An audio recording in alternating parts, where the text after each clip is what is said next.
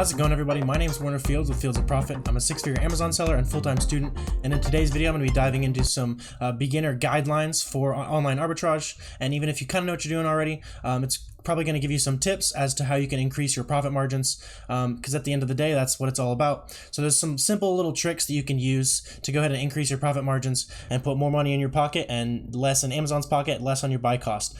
So let's go ahead and jump right into that. Before we do that, I just want to say that only about 25% of the people who watch my videos are actually subscribed. So if you're not subscribed, go ahead and click the button down below. It's free, helps me out a ton, and you can unsubscribe. Thanks, guys. So the first thing I wanted to talk about is a simple little rule of thumb you can keep in mind when you're sourcing products for online arbitrage.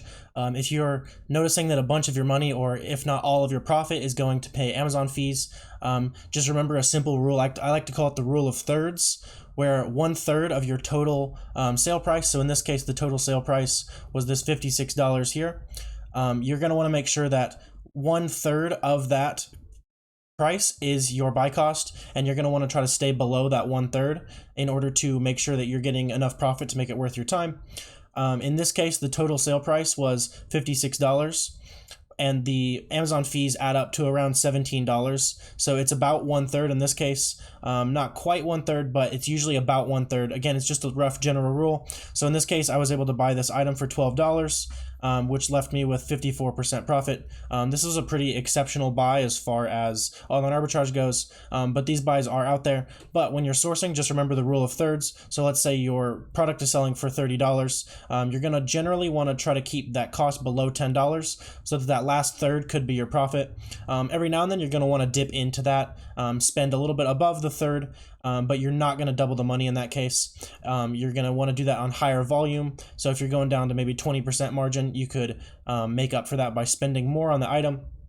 But just remember that as a general rule, the final cost of your item, about 1/3 of that is going to go to Amazon fees. So keep that in mind when you are spending on an item to make sure that you're able to pay your Amazon fees and your buy cost, and then there's still a little bit of money left to make your profit on.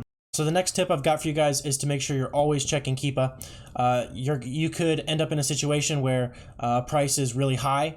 You see a really good profit potential, but then you get it into Amazon or something like that, and the price just massively tanks. So that's going to happen sometimes, but there is a way to go ahead and prevent that, and that's just to make sure you're looking at the Keepa graph. So in this case right here, this is a good example of, so let's say you found this item when it looked like this. So if you scanned this item on Amazon Seller Central during this time period right here, it would tell you that it's selling for $169, and the sales rank is this 30 to 70K here. So that's a pretty good sales rank, and this new price is way higher than it was. So you could have even scanned it up here where it's $265 on these little areas. You buy it maybe at Walmart for $100, and you think you're going to sell it for $265, and then the next day the price is $169. But then maybe even later on, Amazon comes back on the listing, and now they're selling it for $120. So not only would you not be able to sell it anymore at a profit, but also Amazon is going to be taking all of those sales, because Amazon is generally going to hog the buy box and not let you get any sales unless you're significantly below them or if they're back ordered. So just a really simple rule of thumb here is to always check Keepa, because if you're back here, you're going to be thinking it's a good buy, but in reality, it's not. Keepa's like $17 a month, super cheap, super worth it. It's going to save you money on literally a single buy so that you can be reassured in what the final sale price of that item is going to be. The next tip I've got for you guys is to use Honey.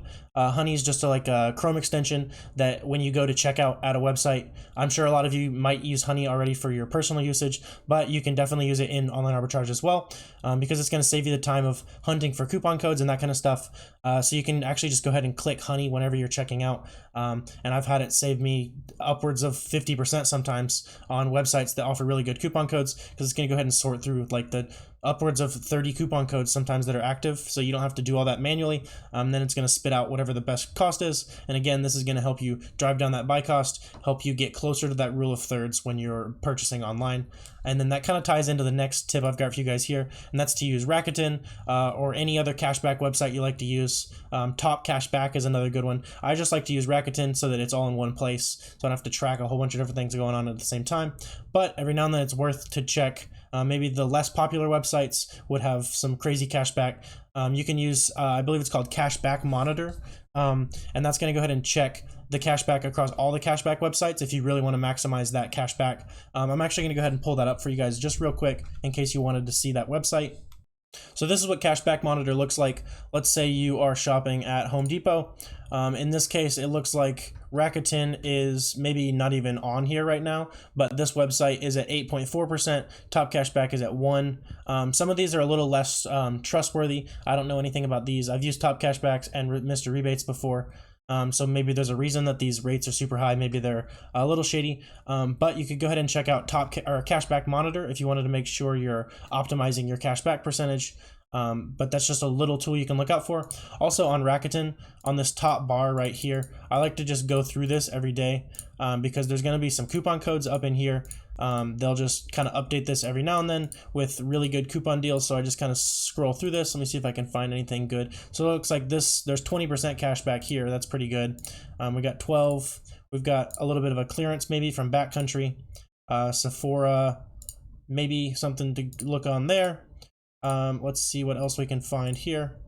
We've got maybe some Nike sales and also 10% cash back. That's pretty good.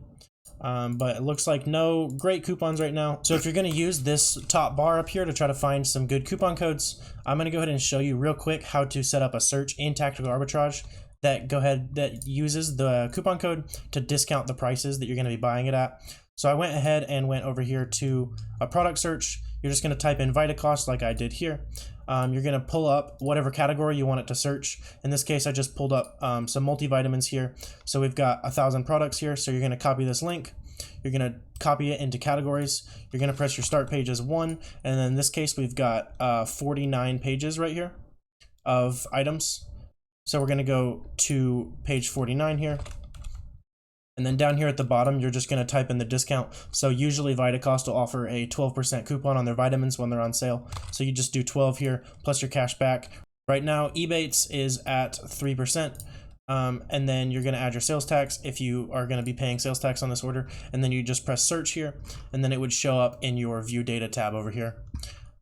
So that's a pretty simple way to go ahead and, again, drive that buy cost down. Just keep an eye out for coupons using websites like Rakuten, or just check that list of websites that you often scan through maybe once a week, so you can update whatever is on sale at those websites.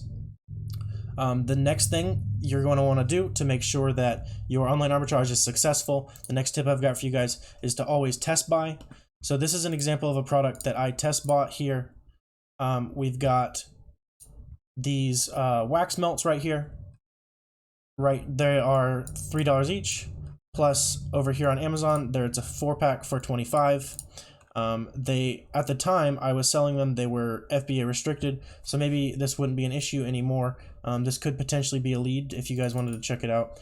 So it's $12 plus tax is going to put you at like 14. So not super profitable at the moment, but back when I sold a couple of them, I ran a test buy for 27 FBM. I was paying 14, and I saw that there was $9 profit. But by the time I was able to go ahead and merchant fulfill those shipments, it wasn't really that profitable. So in this case, I did a test buy of about 6 units of this 4-pack and was able to determine that it wasn't really that profitable to go ahead and sell it like that. Another reason you're going to want to test buy is to make sure that the volume is actually there. So you can use Keepa to kind of validate the sales volume, and you can also use the Jungle Scout extension. I use this pretty often to use this monthly sales data right here. And then you're just going to reference that with the number of sellers down here. And then, so you're just going to kind of take the average there to figure out how many you'd be able to sell. But maybe somebody's hogging the buy box or something like that. You never know. Maybe that item just won't sell for you, or maybe the price tanks really quickly. You're going to want to go ahead and just do a test buy. So Amazon actually doesn't split your shipments to FBA, meaning make you send things to different warehouses, which is going to drive up your shipping costs. If you have about 18 units or more is what I've found. That's not always guaranteed, but I like to do 20 unit test buys on things that I'm sending to FBA typically, and that's just so I can drive that shipping cost down, but also have enough inventory in there to validate that sales data. So if you are selling, so if Jungle Scout says you're going to sell 40 a month, but really you only sell 10 in that month, so you're going to know how much you should really stock So if you were going to stock that item originally, maybe you'd buy 60 to 80 to have a month and a half or 2 months of supply.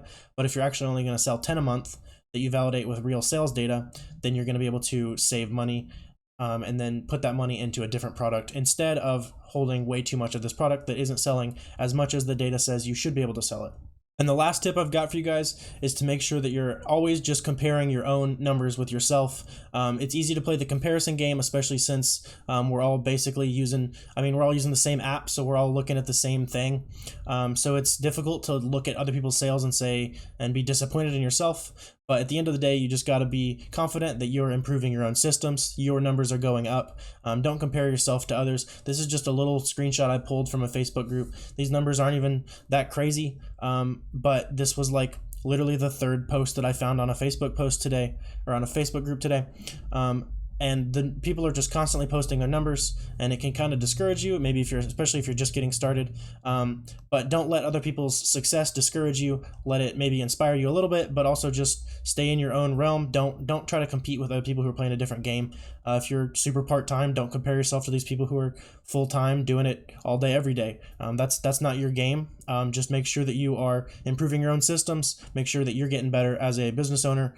And then that's really what's going to have the most improvement in the long run. Just focus on your own business. Don't play the comparison games. So that's going to do it for this video, guys. I know I packed a lot of information in there, but I want to make sure that these videos are as concise as I can make them and give you guys as much value for your time. Again, if you found any value in this, feel free to like, comment, subscribe, all that stuff. That's going to help out the channel.